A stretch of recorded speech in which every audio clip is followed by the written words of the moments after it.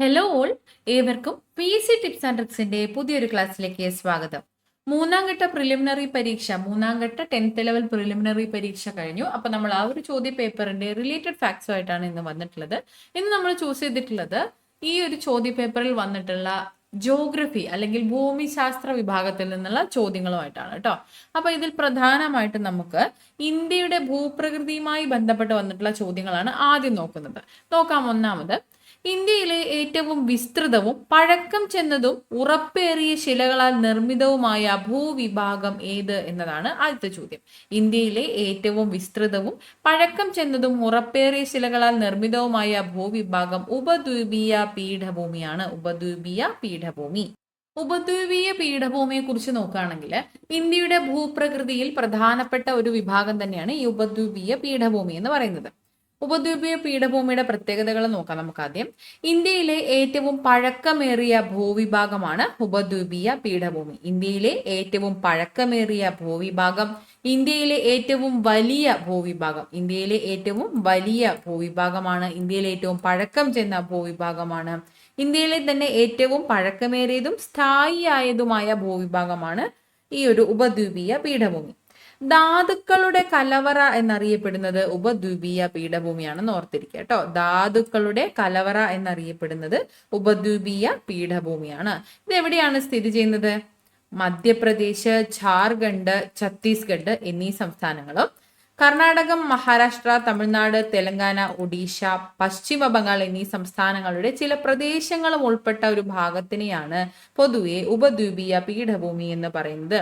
മധ്യപ്രദേശ്, ഝാർഖണ്ഡ്, ഛത്തീസ്ഗഡ് എന്നീ സംസ്ഥാനങ്ങളും കർണാടകം, മഹാരാഷ്ട്ര, തെലങ്കാന, തമിഴ്നാട്, ഒഡീഷ, പശ്ചിമ ബംഗാൾ എന്നീ സംസ്ഥാനങ്ങളുടെ ചില പ്രദേശങ്ങളും ഉൾപ്പെട്ട ഭൂവിഭാഗമാണ് ഏത്? ഉപദ്വീപീയ പീഠഭൂമി. ഓക്കെ. ഈ ഉപദ്വീപീയ പീഠഭൂമിയിലെ ഏറ്റവും ഉയരമുള്ള ഒരു കൊടുമുടി ഉണ്ട്. അതേതാണ്? അതാണ് ആനമുടി കേട്ടോ. ആനമുടി. ഉപദ്വീപീയ പീഠഭൂമിയിലെ ഏറ്റവും ഉയരമേറിയ കൊടുമുടിയാണ് ആനമുടി. ആനമുടി സ്ഥിതി ചെയ്യുന്ന ജില്ല ഏതാണ്? ഇടുക്കി ജില്ലയാണ് കേട്ടോ. ഇടുക്കി ജില്ലയിലാണ് ആനമുടി സ്ഥിതി ചെയ്യുന്നത്. ഓക്കെ. ഉപദ്വീപീയ പീഠഭൂമിക്ക് മറ്റൊരു പ്രത്യേകത കൂടിയുണ്ട്. ഉപദ്വീപീയ പീഠഭൂമിയുടെ ഉയരം എന്ന് പറയുന്നത് പടിഞ്ഞാറ് നിന്നും കിഴക്കോട്ട് പോകുന്തോറും കുറഞ്ഞു വരികയാണ് ചെയ്യുന്നത്. പടിഞ്ഞാറ് നിന്നും കിഴക്കോട്ട് പോകുന്തോറും ഉപദ്വീപീയ പീഠഭൂമിയുടെ ഉയരം കുറഞ്ഞു വരുന്നു. അതുകൂടി ഒന്ന് ഓർത്തിരിക്കുക കേട്ടോ. അടുത്തത്, മാൾവ പീഠഭൂമി. മാൾവ പീഠഭൂമി വിന്ധ്യ മലനിരകൾക്കും ആരവല്ലി മലനിരകൾക്കും ഇടയിൽ സ്ഥിതി ചെയ്യുന്ന പീഠഭൂമിയാണ്. അതായത് ഉപദ്വീപീയൻ പീഠഭൂമിയുടെ ഭാഗമായുള്ള പ്രധാനപ്പെട്ട പീഠഭൂമികളിൽ ഒന്നാണ് മാൾവ പീഠഭൂമി എന്നത്. ഉപദ്വീപീയൻ പീഠഭൂമിയുടെ ഭാഗമായിട്ടുള്ള പ്രധാനപ്പെട്ട പീഠഭൂമികൾ ഏതൊക്കെയാണ്? ഹസാരിബാഗ് പീഠഭൂമി, പലാമു പീഠഭൂമി, റാഞ്ചി പീഠഭൂമി, മാൾവ പീഠഭൂമി, കോയമ്പത്തൂർ പീഠഭൂമി, കർണാടക പീഠഭൂമി എന്നിവയാണ്. ഇതൊക്കെ തന്നെ തട്ടുകളായിട്ട് സ്ഥിതി ചെയ്യുന്ന പീഠഭൂമികളാണ് കേട്ടോ. അതിൽ മാൾവ പീഠഭൂമി എന്നത് വിന്ധ്യ മലനിരകൾക്കും അതുപോലെ ആരവല്ലി മലനിരകൾക്കും ഇടയിൽ സ്ഥിതി ചെയ്യുന്ന പീഠഭൂമിയാണ് മാൾവ പീഠഭൂമി. മാൾവ പീഠഭൂമിയുടെ പ്രധാന പ്രദേശങ്ങളിൽ ഏറെയും ഉൾപ്പെട്ടിട്ടുള്ളത് മധ്യപ്രദേശ് മധ്യപ്രദേശിലാണ്. മാൾവ പീഠഭൂമിയുടെ പ്രധാനപ്പെട്ട പ്രദേശങ്ങളിൽ ഏറെയും ഉൾപ്പെട്ടിരിക്കുന്ന സംസ്ഥാനം മധ്യപ്രദേശ് ആണെന്ന് ഓർത്തിരിക്കുക. മധ്യമേടുകളുടെ ഭൂരിഭാഗവും മാൾവ പീഠഭൂമിയുടെ ഭാഗമാണ്. മാൾവ പീഠഭൂമി മധ്യമേടുകളുടെ പടിഞ്ഞാറ് പ്രദേശത്തായിട്ടാണ് സ്ഥിതി ചെയ്യുന്നത് കേട്ടോ. മധ്യമേടുകളുടെ പടിഞ്ഞാറ് വശത്തായിട്ട് സ്ഥിതി ചെയ്യുന്നത് മാൾവ പീഠഭൂമിയാണ്. ഓക്കെ. അടുത്തത്, ആരവല്ലി പർവ്വതനിര. നമ്മളിപ്പൊ പറഞ്ഞു മാൾവ പീഠഭൂമി എന്നത് ആരവല്ലി പർവ്വതനിരകൾക്കും വിന്ധ്യ മലനിരക്കും ഇടയിലാണ് സ്ഥിതി ചെയ്യുന്നത്. അപ്പോൾ ആരവല്ലി പർവ്വതനിര നോക്കുകയാണെങ്കിൽ ഇന്ത്യയിലെ ഏറ്റവും പഴക്കമേറിയ പർവ്വതനിരയാണ് ആരവല്ലി പർവ്വതനിര. ഇന്ത്യയിലെ ഏറ്റവും പഴക്കമേറിയ പർവ്വതനിരയാണ് ആരവല്ലി പർവ്വതനിര. ഇന്ത്യയുടെ വടക്കു പടിഞ്ഞാറായി സ്ഥിതി ചെയ്യുന്നു. ഇന്ത്യയുടെ വടക്കു പടിഞ്ഞാറായിട്ട് സ്ഥിതി ചെയ്യുന്നവയാണ് ആരവല്ലി പർവ്വതനിരകൾ. ആരവല്ലി പർവ്വതനിരയിലെ ഏറ്റവും ഉയരം കൂടിയ കൊടുമുടി ഏതാണ്? ഗുരുശിഖർ ആണ് കേട്ടോ. ഗുരുശിഖർ. ആരവല്ലി പർവ്വതനിരയിലെ ഏറ്റവും ഉയരം കൂടിയ കൊടുമുടി ഗുരുശിഖർ ആണ്. ആരവല്ലി പർവ്വതനിരയിലെ സുഖവാസ കേന്ദ്രങ്ങൾ ഏതൊക്കെയാണ്? മൗണ്ട് അബു ആണ്. പുരാണങ്ങളില് അർബുദാരണ്യ എന്ന പേരിൽ അറിയപ്പെട്ടിരുന്ന പ്രദേശമാണ് മൗണ്ട് അബു എന്നത്. മൗണ്ട് അബു എന്നത് ആരവല്ലി പർവ്വതനിരയിലെ സുഖവാസ കേന്ദ്രമാണ്. ഓക്കെ, ഈ മൗണ്ട് അബുവിൽ സ്ഥിതി ചെയ്യുന്ന പ്രസിദ്ധമായ ഒരു ജൈനമത ക്ഷേത്രമുണ്ട്. അത് ഏതാണെന്നറിയാമോ? അതാണ് ദിൽവാര ക്ഷേത്രം. മൗണ്ട് അബുവിൽ സ്ഥിതി ചെയ്യുന്ന പ്രസിദ്ധമായ ജൈനമത ക്ഷേത്രമാണ് ഏതാണ്? ദിൽവാര ക്ഷേത്രം. ഓക്കെ, അപ്പൊ നമ്മൾ ഈ 3 ഓപ്ഷൻസ് കണ്ടു. അടുത്തത് ഉത്തര മഹാസമതലമാണ്. ഉത്തര മഹാസമതലവുമായി ബന്ധപ്പെട്ട് നമുക്കൊരു ചോദ്യം തന്നെയുണ്ട്. അപ്പൊ അത് നമുക്ക് അവിടെ ഡിസ്കസ് ചെയ്യാം കേട്ടോ. നോക്കിക്കേ, ഇന്ത്യയുടെ ധാന്യപ്പുര എന്നറിയപ്പെടുന്നത് ഏത് ഭൂവിഭാഗത്തെയാണ്? ഇന്ത്യയുടെ ധാന്യപ്പുര എന്ന് അറിയപ്പെടുന്നത് ഏത് ഭൂവിഭാഗത്തെയാണ്? ഉത്തര മഹാസമതലം. ഉപദ്വീപീയ പീഠഭൂമിയെ നമ്മൾ മറ്റൊരു പേര് പറഞ്ഞിരുന്നു, ഓർക്കുന്നുണ്ടോ? നമ്മളിപ്പോ പറഞ്ഞുള്ളൂ, ധാതുക്കളുടെ കലവറ എന്നറിയപ്പെടുന്നത് ഉപദ്വീപീയ പീഠഭൂമിയാണെന്ന് പറഞ്ഞു. ഇന്ത്യയുടെ ധാന്യപ്പുര എന്നറിയപ്പെടുന്നത് ഉത്തര മഹാസമതലമാണെന്ന് ഓർത്തിരിക്കുക കേട്ടോ. ഉത്തര മഹാസമതലം എവിടെയാണ് സ്ഥിതി ചെയ്യുന്നത്? ഉത്തര മഹാസമതലം സിന്ധു, ഗംഗ, ബ്രഹ്മപുത്ര നദികളുടെയും അവയുടെ പോഷക നദികളുടെയും അവസാദ നിക്ഷേപ ഫലമായിട്ട് രൂപം കൊണ്ട സമതലമാണ് കേട്ടോ, ഉത്തര മഹാസമതലം. എക്കൽ മണ്ണുകളാൽ സമ്പുഷ്ടമായ പ്രദേശമാണ് ഉത്തര മഹാസമതലം. ഇന്ത്യയിലെ ഏറ്റവും വലിയ കാർഷിക ഭൂമി എക്കൽ മണ്ണുകളാൽ സമ്പുഷ്ടമാണെന്ന് നമ്മൾ പറഞ്ഞു. ഇന്ത്യയിലെ ഏറ്റവും വലിയ കാർഷിക ഭൂമി ഏതാണ്? അതും ഉത്തര മഹാസമതലമാണ്. ലോകത്തിലെ ഏറ്റവും വിസ്തൃതമായ എക്കൽ സമതലവും ഉത്തര മഹാസമതലമാണ്. ഇന്ത്യയുടെ ധാന്യപ്പുര എന്നറിയപ്പെടുന്നതും ഉത്തര മഹാസമതലമാണ്. ഭാരതീയ സംസ്കാരത്തിന്റെ ഈറ്റില്ലം എന്നറിയപ്പെടുന്നതും ഉത്തര മഹാസമതലമാണ്. ഇന്ത്യയുടെ ധാന്യപ്പുര എന്നിങ്ങനെയൊക്കെ അറിയപ്പെടുന്നത് ഉത്തര മഹാസമതലമാണെന്ന് അറിഞ്ഞിരിക്കുക. ഓക്കെ, നമ്മൾ ഉത്തര മഹാസമതലം കണ്ടു, ഉപദ്വീപീയ പീഠഭൂമി നമ്മൾ നേരത്തെ കണ്ടു. അടുത്തത് ഉത്തര പർവ്വത മേഖല നോക്കാം. ഉത്തര പർവ്വത മേഖല എവിടെയാണ് സ്ഥിതി ചെയ്യുന്നത്? ഇന്ത്യയുടെ വടക്ക് പടിഞ്ഞാറ് ജമ്മു കാശ്മീർ മുതൽ വടക്ക് കിഴക്ക് അരുണാചൽ പ്രദേശ് വരെയാണ് ഉത്തര പർവ്വത മേഖല. അതായത് ഇന്ത്യയുടെ ടോപ്പ് പോർഷൻ ആയിട്ട് വരും. ഇന്ത്യയുടെ വടക്ക് പടിഞ്ഞാറ് ജമ്മു കാശ്മീർ മുതൽ വടക്ക് കിഴക്ക് അരുണാചൽ പ്രദേശ് വരെയുള്ള ഭാഗമാണ് ഉത്തര പർവ്വത മേഖല എന്ന് അറിയപ്പെടുന്നത്. ഇത് ഏതൊക്കെ സംസ്ഥാനങ്ങളിലൂടെയാണ് കടന്നു പോകുന്നത്?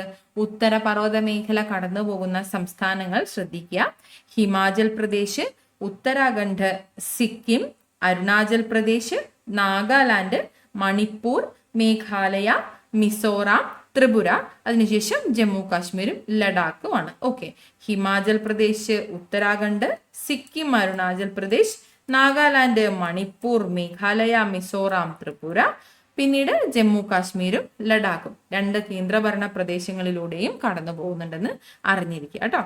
ഉത്തരപർവ്വത മേഖലയിലുടനീളം പൊതുവെ കാണപ്പെടുന്ന ഫലഭൂയിഷ്ടി കൂടിയ മണ്ണ് ഏതാണ്? അത് പർവ്വത മണ്ണാണ് കേട്ടോ. ഉത്തരപർവ്വത മേഖലയല്ലേ, അപ്പൊ പർവ്വത മണ്ണാണ്. ഉത്തരപർവ്വത മേഖലയിലുടനീളം പൊതുവെ കാണപ്പെടുന്ന ഫലഭൂയിഷ്ടി കൂടിയ മണ്ണാണ് പർവ്വത മണ്ണ്. ഉത്തരപർവ്വത മേഖലയെ അത് സ്ഥിതി ചെയ്യുന്ന പർവ്വത നിരകളുടെ അടിസ്ഥാനത്തിൽ 3 ഭാഗങ്ങളായിട്ട് തിരിച്ചിട്ടുണ്ട്. ഏതൊക്കെയാണെന്ന് അറിയാമോ? ഹിമാലയം, ട്രാൻസ് ഹിമാലയം, പൂർവാചൽ എന്നിങ്ങനെയാണ്. ഹിമാലയം, ട്രാൻസ് ഹിമാലയം, പൂർവാചൽ എന്നിങ്ങനെ 3 ആയിട്ട് തരംതിരിച്ചിട്ടുണ്ട്. ഓക്കെ, അപ്പൊ അത് കഴിഞ്ഞു. അടുത്തത് തീരസമതലങ്ങൾ നോക്കാം. ഇന്ത്യയുടെ തീരസമതലങ്ങൾ വ്യാപിച്ചു കിടക്കുന്നത് ഗുജറാത്തിലെ റാൻ ഓഫ് കച്ച് മുതൽ ബംഗാളിലെ ഗംഗ ബ്രഹ്മപുത്ര ഡെൽറ്റ പ്രദേശം വരെയാണ്. അതായത് സുന്ദർബൻ ഡെൽറ്റ വരെ. ഗുജറാത്തിലെ റാൻ ഓഫ് കച്ച് മുതൽ ബംഗാളിലെ ഗംഗ ബ്രഹ്മപുത്ര ഡെൽറ്റ വരെ. ഇന്ത്യൻ തീരപ്രദേശത്തെ പൊതുവെ 2 ആയിട്ടാണ് തരംതിരിച്ചിട്ടുള്ളത്. ഒന്ന് കിഴക്കൻ തീരപ്രദേശം എന്നും അതുപോലെ പടിഞ്ഞാറൻ തീരപ്രദേശം എന്നുമാണ്. അപ്പൊ ഇതുമായി ബന്ധപ്പെട്ട് നമുക്ക് മറ്റൊരു ചോദ്യം വരുന്നുണ്ട്. അപ്പൊ അങ്ങോട്ടേക്ക് പോകാം. അതിനു മുന്നേ ഇന്ത്യൻ തീരദേശ മേഖലയിൽ ജനങ്ങളുടെ പ്രധാനപ്പെട്ട തൊഴിൽ എന്താണ്? അത് മത്സ്യബന്ധനമാണ്, നമുക്കറിയാവുന്നതാണ്. ഈ ഒരു മേഖലയിൽ ഉൾപ്പെട്ട കേരളത്തിന്റെ തീരപ്രദേശത്ത് കാണപ്പെടുന്ന ധാതുക്കൾ ഏതാണ്? PSC നേരത്തെ ചോദിച്ചിട്ടുണ്ട്. ഈ മേഖലയിൽ തീരസമതലങ്ങളിൽ ഉൾപ്പെട്ട കേരളത്തിന്റെ തീരത്ത് കാണപ്പെടുന്ന ധാതുക്കൾ, പ്രധാനപ്പെട്ട ധാതുക്കളാണ്: ഒന്ന് മോണോസൈറ്റ്, ഒന്ന് മോണോസൈറ്റ്, രണ്ട് ഇൽമനൈറ്റ് എന്നിവയാണ്. മോണോസൈറ്റും ഇൽമനൈറ്റുമാണ് പ്രധാനപ്പെട്ട ധാതുക്കൾ. മോണോസൈറ്റും ഇൽമനൈറ്റും ഈ മേഖലയിൽ ഉൾപ്പെട്ട കേരളത്തിന്റെ തീരപ്രദേശത്ത് കാണപ്പെടുന്ന ധാതുക്കളാണ് മോണോസൈറ്റ്, ഇൽമനൈറ്റ് എന്നിവ. മോണോസൈറ്റും ഇൽമനൈറ്റും. ഓക്കെ, അടുത്ത ചോദ്യം നോക്കിക്കേ. പടിഞ്ഞാറൻ സമതലവുമായി ബന്ധപ്പെട്ട ശരിയായ പ്രസ്താവനകൾ ഏതൊക്കെ? പടിഞ്ഞാറൻ തീര സമതലവുമായി ബന്ധപ്പെട്ട ശരിയായ പ്രസ്താവനകളാണ് ചോദിച്ചിട്ടുള്ളത്. നമ്മൾ നേരത്തെ തീരസമതലം കണ്ടപ്പോൾ പറഞ്ഞു ഇന്ത്യൻ തീരം രണ്ട് തരമായിട്ടാണ് ഉള്ളത്. ഒന്ന് കിഴക്കൻ തീരവും രണ്ട് പടിഞ്ഞാറൻ തീരവും. നമ്മളോട് പടിഞ്ഞാറൻ തീരത്തെ കുറിച്ചാണ് ചോദിച്ചിട്ടുള്ളത്. പടിഞ്ഞാറൻ തീരസമതലങ്ങൾ പൊതുവെ മൂന്നായിട്ട് തരംതിരിച്ചിട്ടുണ്ട്. ഗുജറാത്ത് തീരം, കൊങ്കൺ തീരം, മലബാർ തീരം എന്നിങ്ങനെ. ഗുജറാത്ത് തീരം, കൊങ്കൺ തീരം, മലബാർ തീരം എന്നിങ്ങനെ മൂന്നായിട്ട് തരംതിരിച്ചിട്ടുള്ളതാണ് പടിഞ്ഞാറൻ തീരസമതലം. ഓപ്ഷൻസ് നോക്കാം. താരതമ്യേന വീതി കുറവാണ്. പടിഞ്ഞാറൻ തീരപ്രദേശം താരതമ്യേന വീതി കുറവാണ്. ബംഗാൾ ഉൾക്കടലിനും പൂർവ്വഘട്ടത്തിനുമിടയിൽ സ്ഥിതി ചെയ്യുന്നു എന്നത് കിഴക്കൻ തീരസമതലത്തിന്റെ പ്രത്യേകതയാണ്. പടിഞ്ഞാറൻ തീരസമതലം പശ്ചിമഘട്ടത്തിനും അറബിക്കടലിനും ഇടയിലാണ് സ്ഥിതി ചെയ്യുന്നത്. പശ്ചിമഘട്ടത്തിനും അറബിക്കടലിനും ഇടയിൽ സ്ഥിതി ചെയ്യുന്നവയാണ് പടിഞ്ഞാറൻ തീരസമതലം. റാൻ ഓഫ് കച്ച് മുതൽ കന്യാകുമാരി വരെ നീളുന്നു. പടിഞ്ഞാറൻ തീരപ്രദേശം ഗുജറാത്തിലെ റാൻ ഓഫ് കച്ച് മുതൽ കന്യാകുമാരി വരെ വ്യാപിച്ചിരിക്കുന്നവയാണ്. അപ്പൊ ഇത് ശരിയായിട്ടുള്ള പ്രസ്താവനയാണ്. താരതമ്യേന വീതി കൂടുതൽ എന്നത് കിഴക്കൻ തീരസമതലത്തിന്റെ പ്രത്യേകതയാണ്. നമ്മുടെ ഇവിടെ ശരിയായിട്ടുള്ള ഓപ്ഷൻസ് 1ഉം 3ഉം ആണ്. 1ഉം 3ഉം ശരിയെന്ന ഓപ്ഷൻ സി ആണ് നമ്മളിവിടെ കറക്റ്റ് ആയിട്ടുള്ള ആൻസർ. പടിഞ്ഞാറൻ തീരപ്രദേശം നോക്കുകയാണെങ്കിൽ നമ്മൾ പറഞ്ഞു ഗുജറാത്തിലെ റാൻ ഓഫ് കച്ച് മുതൽ കന്യാകുമാരി വരെ വ്യാപിച്ചു കിടക്കുന്നതാണ് ഇന്ത്യയുടെ പടിഞ്ഞാറൻ തീര സമതലം. പശ്ചിമഘട്ടത്തിനും അറബിക്കടലിനും ഇടയിലാണ് സ്ഥിതി ചെയ്യുന്നത്. അതുപോലെ മനോഹരമായ കായലുകളും അഴിമുഖങ്ങളും ഈ ഒരു സമതലത്തിന്റെ പ്രത്യേകതകളാണ്. ഇത് പടിഞ്ഞാറൻ തീരസമതലത്തിന്റെ പ്രത്യേകതയാണ് പറഞ്ഞത്. മനോഹരമായ കായലുകളും അതുപോലെ അഴിമുഖങ്ങളും ഈ ഒരു തീരസമതലത്തിന്റെ പ്രത്യേകതകളാണ്. ഇനി താഴ്ന്നുപോയ സമതലങ്ങൾക്ക് ഉദാഹരണം ഏതാണ്? അത് പടിഞ്ഞാറൻ തീരസമതലമാണ് കേട്ടോ. താഴ്ന്നുപോയ സമതലങ്ങൾക്ക് ഉദാഹരണമാണ് പടിഞ്ഞാറൻ തീരസമതലം.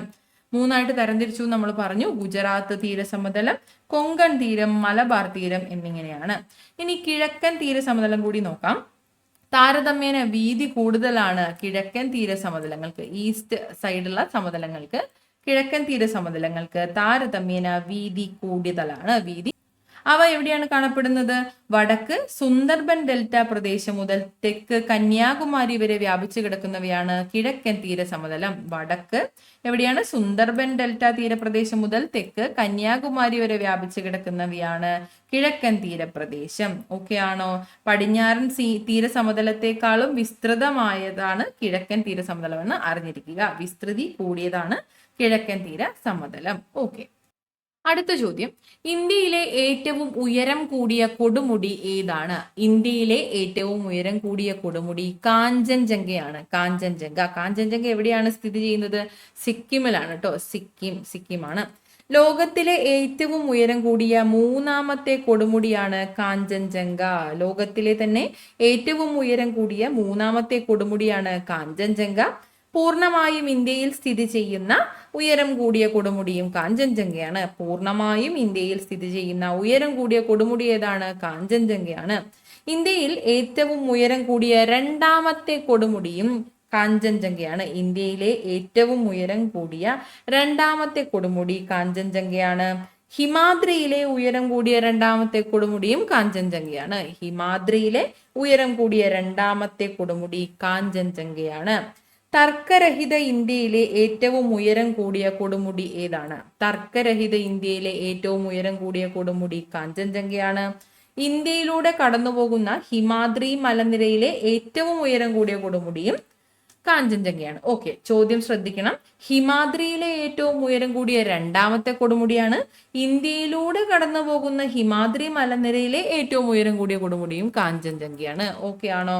ലോകത്തിലെ ഏറ്റവും ഉയരം കൂടിയ മൂന്നാമത്തെ കൊടുമുടി, പൂർണ്ണമായും ഇന്ത്യയിൽ സ്ഥിതി ചെയ്യുന്ന ഉയരം കൂടിയ കൊടുമുടി, ഇന്ത്യയിലെ ഏറ്റവും ഉയരം കൂടിയ രണ്ടാമത്തെ കൊടുമുടി, ഹിമാദ്രിയിലെ ഉയരം കൂടിയ രണ്ടാമത്തെ കൊടുമുടി, തർക്കരഹിത ഇന്ത്യയിലെ ഏറ്റവും ഉയരം കൂടിയ കൊടുമുടി, ഇന്ത്യയിലൂടെ കടന്നു പോകുന്ന ഹിമാദ്രി മലനിരയിലെ ഏറ്റവും ഉയരം കൂടിയ കൊടുമുടി. ഇവയെല്ലാം തന്നെ ഉത്തരം എന്താണ് വരുന്നത്? കാഞ്ചൻജംഗ എന്നാണ്. ഈ ചോദ്യങ്ങളുടെ എല്ലാം ഉത്തരം കാഞ്ചൻജംഗയാണെന്ന് അറിഞ്ഞിരിക്കുക. അടുത്ത ചോദ്യം, കേരളത്തിലെ കൊല്ലം മുതൽ കോട്ടപ്പുറം വരെയുള്ള പശ്ചിമ തീര കനാൽ ഏതാണ് എന്നതാണ്. കേരളത്തിലെ കൊല്ലം മുതൽ കോട്ടപ്പുറം വരെയുള്ള പശ്ചിമ തീര കനാൽ ദേശീയ ജലപാത 3 ആണ്. ദേശീയ ജലപാത 3. ഏറ്റവും ചിലവ് കുറഞ്ഞ ഗതാഗത മാർഗമാണ് ജലഗതാഗതം എന്നത്. ഏറ്റവും ചിലവ് കുറഞ്ഞ ഗതാഗത മാർഗം ജലഗതാഗതമാണ്. ഇതില് ഇന്ത്യയിലെ ആദ്യത്തെ ജലപാത ഏതാണ്? ഇന്ത്യയിലെ ആദ്യത്തെ ജലപാതയാണ് ജലപാത 1. ജലപാത 1 അത് എവിടെ മുതൽ എവിടം വരെയാണ്? അലഹബാദ് മുതൽ ഹാൽഡിയ വരെയാണ്. അലഹബാദ് ഹാൽഡിയയാണ് ജലപാത 1, നാഷണൽ വാട്ടർവേ 1 ബന്ധിപ്പിക്കുന്നത്. ഗംഗ, ഭാഗീരഥി, ഹൂഗ്ലി എന്നീ നദികളിലൂടെയാണ് പോകുന്നത്. ഓക്കെ. 2. അപ്പൊ അങ്ങനെയാണെങ്കിൽ ദേശീയ ജലപാത 2 ഏതൊക്കെയാണ്? സാദിയ ധൂബ്രിയെയാണ് ബന്ധിപ്പിക്കുന്നത്. സാദിയ ധൂബ്രിയാണ് രണ്ടാമത്തെ നാഷണൽ വാട്ടർവേ ദേശീയ ജലപാത 2 ബന്ധിപ്പിക്കുന്നത്. ബ്രഹ്മപുത്ര നദിയിലാണ് കേട്ടോ. ബ്രഹ്മപുത്ര നദി അസമിലാണ്. അസമിലെ ദേശീയ ജലപാതയാണ് ദേശീയ ജലപാത 2. ഇപ്പൊ ദേശീയ ജലപാത 3 നമ്മൾ പറഞ്ഞു കൊല്ലം കോഴിക്കോടാണ്. കൊല്ലം മുതൽ കോട്ടപ്പുറം വരെയുള്ളത് എന്ന് ചോദിച്ചിട്ടുണ്ട്. കൊല്ലം കോഴിക്കോടാണെന്ന് ഓർത്തിരിക്കുക. നാഷണൽ വാട്ടർവേ 4 അല്ലെങ്കിൽ ദേശീയ ജലപാത 4 കാക്കിനഡ പുതുച്ചേരിയെ തമ്മിൽ ബന്ധിപ്പിക്കുന്നു. കാക്കിനഡ പുതുച്ചേരിയെ തമ്മിൽ ബന്ധിപ്പിക്കുന്നത് നാഷണൽ വാട്ടർവേ 4 ആണ്. ഏതൊക്കെ നദിയാണ്? ഗോദാവരി, കൃഷ്ണ എന്നീ നദികളാണ്. ഗോദാവരി, കൃഷ്ണ എന്നീ നദികളെയാണ് ഈ ഒരു നാഷണൽ വാട്ടർവേ 4 പറഞ്ഞിട്ടുള്ളത്. ഇനി നാഷണൽ വാട്ടർവേ 5 അല്ലെങ്കിൽ ദേശീയ ജലപാത 5 താൽച്ചാർ മുതൽ പാരദ്വീപ് വരെയാണ്. ഒഡീഷയെയും പശ്ചിമ ബംഗാളിനെയുമാണ് ബന്ധിപ്പിക്കുന്നത്. താൽച്ചർ ഒഡീഷയാണ്, പാരാദ്വീപ് എന്നത് പശ്ചിമ ബംഗാളുമാണെന്ന് ഓർത്തിരിക്കുക. താൽച്ചാറിനെയും പാരാദ്വീപിനെയുമാണ് ദേശീയ ജലപാത 5 ബന്ധിപ്പിക്കുന്നത്. ഏതൊക്കെ നദി അല്ലെങ്കിൽ കനാലിലൂടെയാണ് പോകുന്നത്? ഏതൊക്കെയാണ്? East coast canal, Matai, Brahmani, Mahanadi എന്നീ നദികളിലൂടെയാണ്. East coast canal, Matai, Brahmani, Mahanadi എന്നീ നദികളിലൂടെയാണ്. അടുത്തത് നാഷണൽ വാട്ടർവേ 6 ആണ്. അതുകൂടി മെൻഷൻ ചെയ്യാനുണ്ട്. നമ്മൾ 4 ഓപ്ഷൻസും കണ്ടു, അതുകൂടി പറഞ്ഞു പോവാം. നാഷണൽ വാട്ടർവേ 6 ലക്കിപൂർ, ഭംഗ എന്നീ സ്ഥലങ്ങളെ തമ്മിൽ ബന്ധിപ്പിക്കുന്നു. ലക്കിപൂർ, ഭംഗ അസമിലാണ് കേട്ടോ. അസമിലാണ് നാഷണൽ വാട്ടർവേ 6 അസമിനെയാണ് ബന്ധിപ്പിക്കുന്നത്. ലക്കിപൂർ, ഭംഗ ഏത് നദിയാണ്? ബറാക്ക് റിവർ ആണ് കേട്ടോ. ബറാക്ക് റിവറിലൂടെയാണ് നാഷണൽ വാട്ടർവേ 6 പോകുന്നത്. ഓക്കെ. അപ്പൊ നാഷണൽ വാട്ടർവേ 1 to 6 നമ്മൾ പറഞ്ഞു കഴിഞ്ഞു. അടുത്തത്, ഇന്ത്യയുടെ ഏറ്റവും തെക്കേ അറ്റത്തുള്ള സ്ഥലം ഏത്? ഇന്ത്യയുടെ ഏറ്റവും തെക്കേ അറ്റത്തുള്ള സ്ഥലമാണ് ഇന്ദിരാ പോയിന്റ്. ഇന്ത്യയുടെ വടക്കേ അറ്റം എന്ത് പേരിലാണ് അറിയപ്പെടുന്നത്? ഇന്ത്യയുടെ വടക്കേ അറ്റം ഇന്ദിരാ കോൾ ആണ്. ഇന്ത്യയുടെ തെക്കേ അറ്റമാണ് ഇന്ദിരാ പോയിന്റ്. ഇന്ത്യയുടെ വടക്കേ അറ്റം ഇന്ദിരാ കോളും ഇന്ത്യയുടെ തെക്കേ അറ്റം ഇന്ദിരാ പോയിന്റുമാണ്. ഓക്കെ. ഇനി ഇന്ത്യയുടെ കിഴക്കേ അറ്റമോ? ഇന്ത്യയുടെ കിഴക്കേ അറ്റം അരുണാചൽ പ്രദേശിലെ കിബിത്തു ആണ് കേട്ടോ. ഇന്ത്യയുടെ കിഴക്കേ അറ്റം അരുണാചൽ പ്രദേശിലുള്ള കിബിത്തു ആണ്. ഇന്ത്യയുടെ പടിഞ്ഞാറേ അറ്റം ഗുവാമൂത്തിയാണ്. ഗുജറാത്തിലുള്ള ഗുവാമൂത്തി. ഇന്ത്യയുടെ പടിഞ്ഞാറേ അറ്റം ഗുവാമൂത്തിയാണ്. ഇനി ഇവിടെ വ്യത്യസ്തമായ ഒരു പോയിന്റ് കന്യാകുമാരിയുമായി ബന്ധപ്പെട്ടത് നിങ്ങൾക്ക് ആർക്കെങ്കിലും ഒക്കെ കൺഫ്യൂഷൻ വന്നിട്ടുണ്ടാവും, അത് ക്ലിയർ ആക്കുക. ഇന്ത്യൻ ഉപദ്വീപിന്റെ തെക്കേ അറ്റമാണ് കന്യാകുമാരി എന്നത്. ഇന്ത്യയുടെ തെക്കേ അറ്റം ഇന്ദിരാ പോയിന്റും ഇന്ത്യൻ ഉപദ്വീപിന്റെ തെക്കേ അറ്റം കന്യാകുമാരിയുമാണ് കേട്ടോ. കന്യാകുമാരി. ഇന്ത്യയുടെ തെക്കേ അറ്റം ഇന്ദിരാ പോയിന്റ്, ഇന്ത്യയുടെ വടക്കേ അറ്റം ഇന്ദിരാ കോളാണ്. അത് ലഡാക്കിലാണ് കേട്ടോ. ഇന്ദിരാ കോൾ ലഡാക്കിലാണ്. ഇന്ത്യയുടെ കിഴക്കേ അറ്റം കിബിത്തു അരുണാചൽ പ്രദേശിലും ഇന്ത്യയുടെ പടിഞ്ഞാറേ അറ്റം ഗുവാമൂത്തി ഗുജറാത്തിലും ഇന്ത്യൻ ഉപദ്വീപിന്റെ തെക്കേ അറ്റം കന്യാകുമാരിയിലുമാണ്. തമിഴ്നാട്ടിലെ കന്യാകുമാരിയിലും ആണ്. ഓക്കെ ആണോ? അപ്പൊ ഇത്രയും ചോദ്യങ്ങളാണ് ഇന്നത്തെ ക്ലാസ്സിൽ നമ്മൾ ഡിസ്കസ്. മറ്റു ചോദ്യങ്ങളുടെ ഡീറ്റെയിൽഡ് ഫാക്ട്സ് ആയിട്ട് നമ്മൾ അടുത്ത ക്ലാസ്സിൽ വരുന്നതായിരിക്കും. അപ്പൊ എല്ലാവരും നന്നായിട്ട് പഠിക്കുക. അടുത്ത ഘട്ടത്തിനായിട്ട് നല്ല രീതിക്ക് തയ്യാറെടുക്കുക. Thank you so much.